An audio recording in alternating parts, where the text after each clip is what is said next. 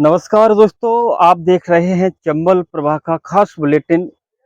कल श्री कृष्ण जन्माष्टमी के पावन अवसर पर चंबल प्रभा ने अपने सभी दर्शकों से अपील की कि अपने नन्हे मुन्ने बच्चों के कान्हा और राधा के जो फोटो हैं वो चंबल प्रभा को भेजें, जिससे कि हम एक बुलेटिन के आधार पर आपके बच्चों को दिखाने का प्रयास करें। तो सभी दर्शकों ने बड़े ही हर्ष और उल्लास के साथ चंबल प्रभा टीम को अपने नन्हे मुन्ने बच्चों की फोटो भेजी है, जिसमें बहुत अधिक संख्या में चंबल प्रभा को फोटो प्राप्त हुए हैं, जो आप इस बुलेटिन के माध्यम से देख रहे हैं।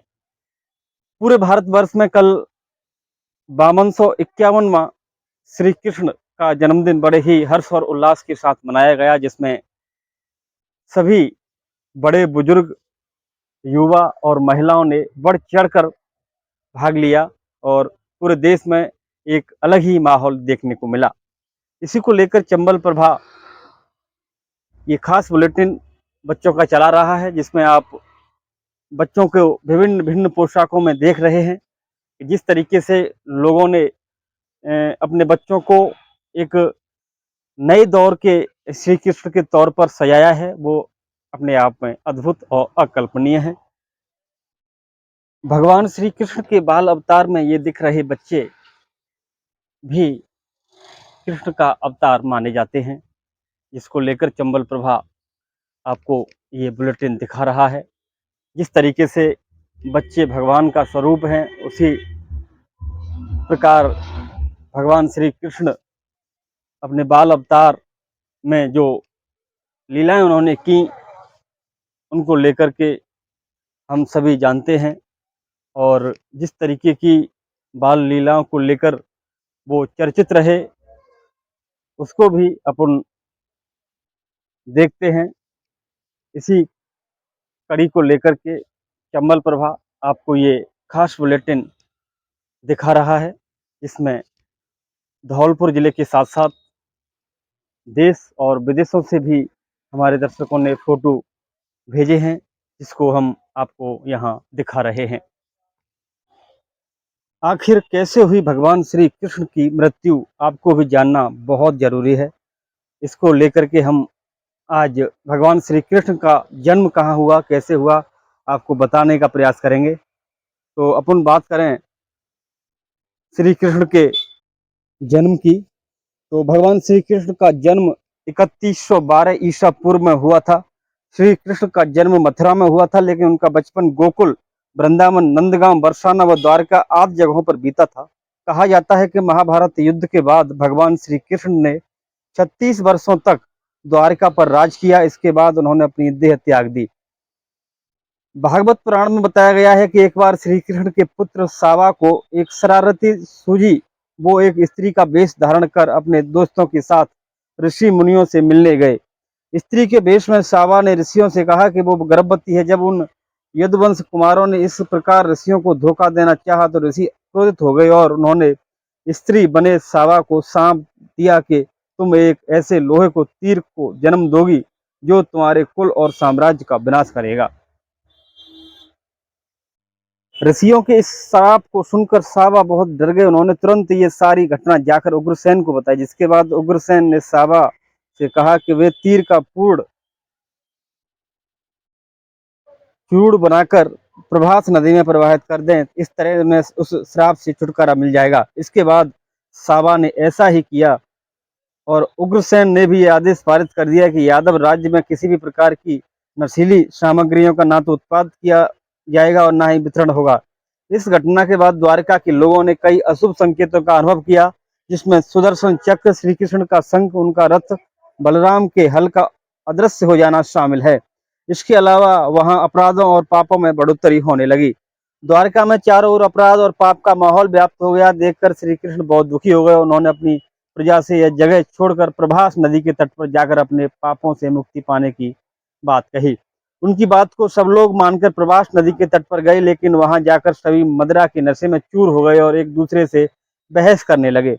इसके बाद उनकी बहस ने लड़ाई का रूप धारण कर लिया और वो आपस में लड़ने मरने लगे। इस तरह आपस में ही लड़कर सभी लोग मारे गए। भागवत पुराण के अनुसार भगवान श्री कृष्ण एक दिन एक पीपल के पेड़ के नीचे विश्राम कर रहे थे। तभी जरा नामक एक बहेलिये ने श्री कृष्ण को हिरण समझकर दूर से उन पर तीर चला दिया, जिससे उनकी मृत्यु हो गई। आपको बता दें कि ऋषि द्वारा कृष्ण के पुत्र साब को दिए श्राप के अनुसार श्री कृष्ण को लगे तीर में उसी लोहे के तीर का अंश था जो साबा के पेट से निकला था और जिसे उग्रसेन ने चूड़ बनाकर नदी में प्रवाहित करा दिया था।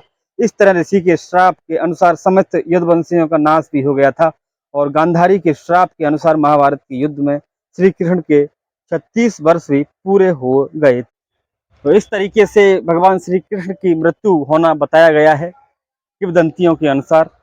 और आप देख रहे हैं चंबल प्रभा का खास बुलेटिन, जिसमें बच्चों की जो सजावट है वो मन मोह लेने वाली है। बच्चों को जो दृश्य आप देख रहे हैं वो अपने आप में बहुत ही मनमोहक हैं। चंबल प्रभा समय समय पर ऐसे प्रोग्राम लाता रहेगा। आप सभी का प्यार स्नेह चंबल प्रभा को यूं ही मिलता रहे। हम आपके उम्मीदों पर खरा उतरने का प्रयास करेंगे और जो भी जनहित की बातें हैं, मुद्दे हैं, उनको हम उठाने का हमेशा प्रयास करेंगे। चंबल प्रभा हमेशा आपकी सेवा में आपके लिए तत्पर है। टीम चंबल प्रभा। एक बार पुनः आप सभी दर्शकों का बहुत बहुत आभार, बहुत बहुत स्वागत, अभिनंदन। श्री कृष्ण जन्माष्टमी के पावन अवसर पर चंबल प्रभा ने अपने सभी दर्शकों से अपील की कि अपने नन्हे मुन्ने बच्चों के कान्हा और राधा के जो फोटो हैं वो चंबल प्रभा को भेजें, जिससे कि हम एक बुलेटिन के आधार पर आपके बच्चों को दिखाने का प्रयास करें। तो सभी दर्शकों ने बड़े ही हर्ष और उल्लास के साथ चंबल प्रभा टीम को अपने नन्हे मुन्ने बच्चों की फोटो भेजी हैं, जिसमें बहुत अधिक संख्या में चंबल प्रभा को फोटो प्राप्त हुए हैं, जो आप इस बुलेटिन के माध्यम से देख रहे हैं। पूरे भारतवर्ष में कल 5251वां श्री कृष्ण का जन्मदिन बड़े ही हर्ष और उल्लास के साथ मनाया गया, जिसमें सभी बड़े बुजुर्ग, युवा और महिलाओं ने बढ़ चढ़कर भाग लिया और पूरे देश में एक अलग ही माहौल देखने को मिला। इसी को लेकर चंबल प्रभा ये खास बुलेटिन बच्चों का चला रहा है, जिसमें आप बच्चों को विभिन्न भिन्न पोशाकों में देख रहे हैं कि जिस तरीके से लोगों ने अपने बच्चों को एक नए दौर के श्री कृष्ण के तौर पर सजाया है, वो अपने आप में अद्भुत और अकल्पनीय है। भगवान श्री कृष्ण के बाल अवतार में ये दिख रहे बच्चे भी कृष्ण का अवतार माने जाते हैं, जिसको लेकर चंबल प्रभा आपको ये बुलेटिन दिखा रहा है। जिस तरीके से बच्चे भगवान का स्वरूप हैं, उसी प्रकार भगवान श्री कृष्ण अपने बाल अवतार में जो लीलाएं उन्होंने की, उनको लेकर के हम सभी जानते हैं। और जिस तरीके की बाल लीलाओं को लेकर वो चर्चित रहे, उसको भी अपन देखते हैं। इसी कड़ी को लेकर के चंबल प्रभा आपको ये खास बुलेटिन दिखा रहा है, इसमें धौलपुर जिले के साथ साथ देश और विदेशों से भी हमारे दर्शकों ने फोटो भेजे हैं, जिसको हम आपको यहाँ दिखा रहे हैं। आखिर कैसे हुई भगवान श्री कृष्ण की मृत्यु, आपको भी जानना बहुत जरूरी है। इसको लेकर के हम आज भगवान श्री कृष्ण का जन्म कहाँ हुआ, कैसे हुआ, आपको बताने का प्रयास करेंगे। तो अपन बात करें श्री कृष्ण के जन्म की, तो भगवान श्री कृष्ण का जन्म 3112 ईसा पूर्व में हुआ था। श्री कृष्ण का जन्म मथुरा में हुआ था, लेकिन उनका बचपन गोकुल, वृंदावन, नंदगांव, बरसाना व द्वारका आदि जगहों पर बीता था। कहा जाता है कि महाभारत युद्ध के बाद भगवान श्री कृष्ण ने 36 वर्षों तक द्वारका पर राज किया। इसके बाद उन्होंने अपनी देह त्याग दी। भागवत पुराण में बताया गया है कि एक बार श्री कृष्ण के पुत्र सावा को एक शरारती सूझी।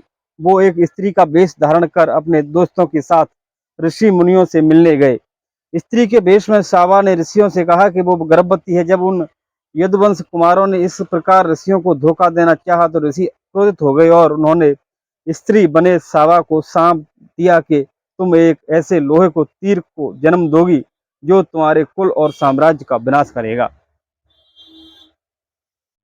ऋषियों के इस श्राप को सुनकर साबा बहुत डर गए। उन्होंने तुरंत ये सारी घटना जाकर उग्रसेन को बताई, जिसके बाद उग्रसेन ने साबा से कहा कि वे तीर का पूर्ण चूर्ण बनाकर प्रभास नदी में प्रवाहित कर दें। इस तरह उन्हें उस श्राप से छुटकारा मिल जाएगा। इसके बाद साबा ने ऐसा ही किया और उग्रसेन ने भी यह आदेश पारित कर दिया कि यादव राज्य में किसी भी प्रकार की नशीली सामग्रियों का ना तो उत्पाद किया जाएगा और ना ही वितरण होगा। इस घटना के बाद द्वारका के लोगों ने कई अशुभ संकेतों का अनुभव किया, जिसमें सुदर्शन चक्र, श्री कृष्ण का शंख, उनका रथ, बलराम के हल का अदृश्य हो जाना शामिल है। इसके अलावा वहां अपराधों और पापों में बढ़ोतरी होने लगी। द्वारका में चारों ओर अपराध और पाप का माहौल व्याप्त हो गया। देखकर श्री कृष्ण बहुत दुखी हो गए। उन्होंने अपनी प्रजा से यह जगह छोड़कर प्रभास नदी के तट पर जाकर अपने पापों से मुक्ति पाने की बात कही। उनकी बात को सब लोग मानकर प्रभास नदी के तट पर गए, लेकिन वहां जाकर सभी मदिरा के नशे में चूर हो गए और एक दूसरे से बहस करने लगे। इसके बाद उनकी बहस ने लड़ाई का रूप धारण कर लिया और वो आपस में लड़ने मरने लगे। इस तरह आपस में ही लड़कर सभी लोग मारे गए।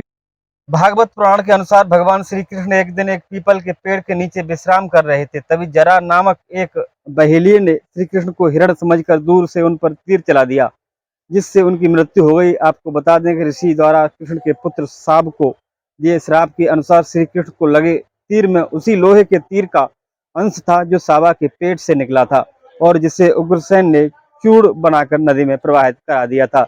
इस तरह ऋषि के श्राप के अनुसार समस्त युद्धवंशियों का नाश भी हो गया था और गांधारी के श्राप के अनुसार महाभारत के युद्ध में श्री कृष्ण के 36 वर्ष भी पूरे हो गए। तो इस तरीके से भगवान श्री कृष्ण की मृत्यु होना बताया गया है किंवदंतियों के अनुसार। और आप देख रहे हैं चंबल प्रभा का खास बुलेटिन, जिसमें बच्चों की जो सजावट है वो मन मोह लेने वाली है। बच्चों को जो दृश्य आप देख रहे हैं वो अपने आप में बहुत ही मनमोहक हैं।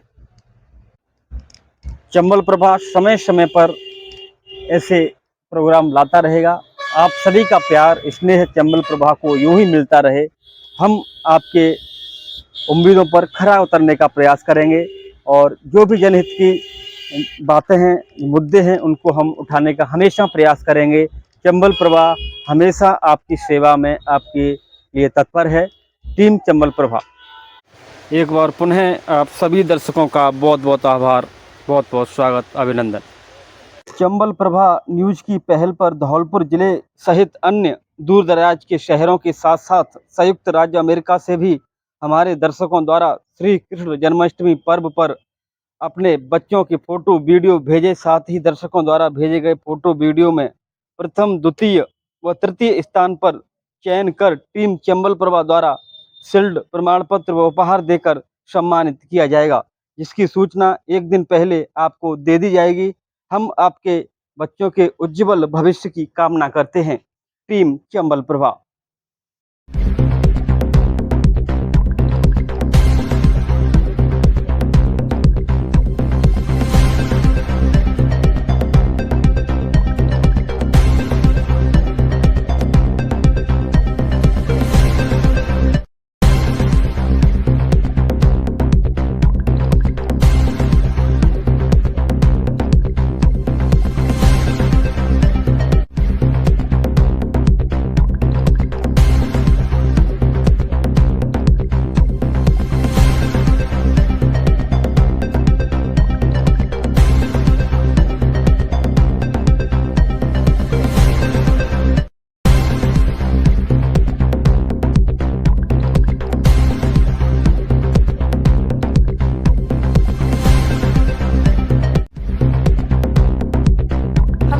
जुड़े रहने के लिए हमें सब्सक्राइब करें और बेल आइकन दबाएं।